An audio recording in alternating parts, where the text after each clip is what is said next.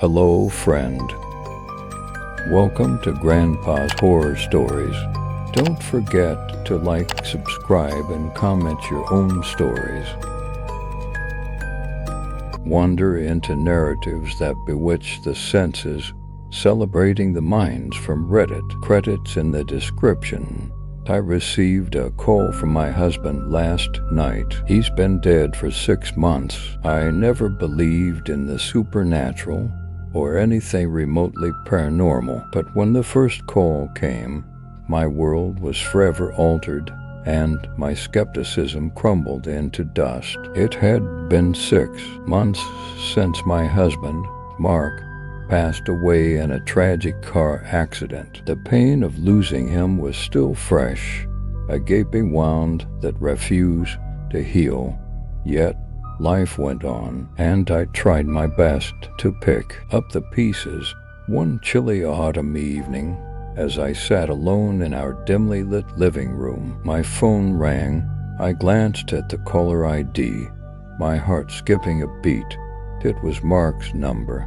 A chill ran down my spine as I answered, expecting nothing more than a cruel prank. "Hello," I stammered, my voice shaky.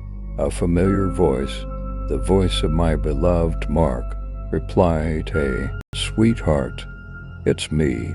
I miss you so much." My heart raced, my hands trembling as I clutched the phone.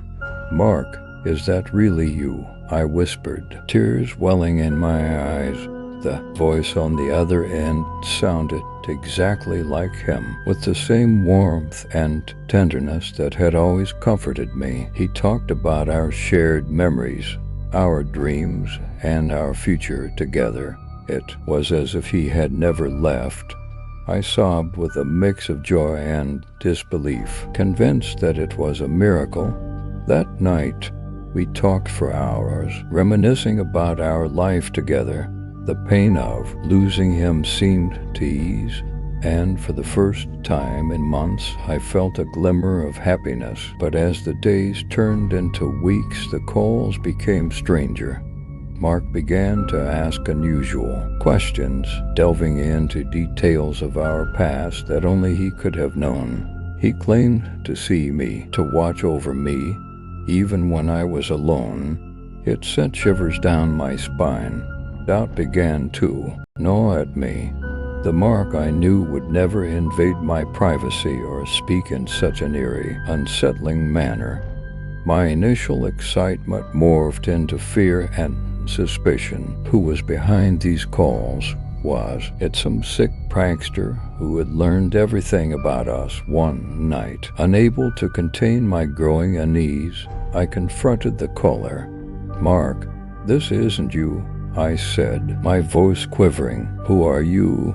There was a pause, and then Mark's voice replied, cold and emotionless. "I'm always with you, my dear. You can't escape me." Terror gripped me as I realized that something was terribly wrong. I hung up, my hands trembling uncontrollably. In a panic, I called the phone company, demanding they trace the calls, but they could find no record of any incoming calls from Mark's number. That night, I locked every door and window, feeling a suffocating sense of dread. As I lay in bed, my phone began to ring again. I hesitated, my heart pounding. I finally answered, my voice quivering. "What do you want from me?" The voice on the other end whispered, "I want you to remember, my dear, I'll always be watching." I hung up, tears streaming down my face, and for the first time since Mark's death, I felt truly alone. Whoever or whatever was calling me was not my husband. It was something sinister, something beyond my understanding. The calls continued, a relentless torment, driving me to the brink of madness. I changed my number, moved to a new city, and tried to escape the relentless caller, but it was all in vain. No matter where I went, the voice followed me, a spectral presence that refused to let go haunted and desperate. I began researching the circumstances of Mark's accident, convinced that it held some clue to the mystery. I uncovered unsettling details: a dark, winding road, no witnesses, and unanswered questions about the cause of the crash. It was as if someone had deliberately tampered with his car. To this day, I still receive those eerie calls, and I can't help but wonder if the true nature of my husband's death holds the key to the relentless torment that haunts my life. The phantom caller, claiming to be Mark, is a constant reminder that sometimes the boundary between the living and the dead is not as clear-cut as we believe. And as I lie in my bed, dreading the next chilling call, I can't escape the haunting feeling that I am being watched by something that should never have crossed over to this side of reality.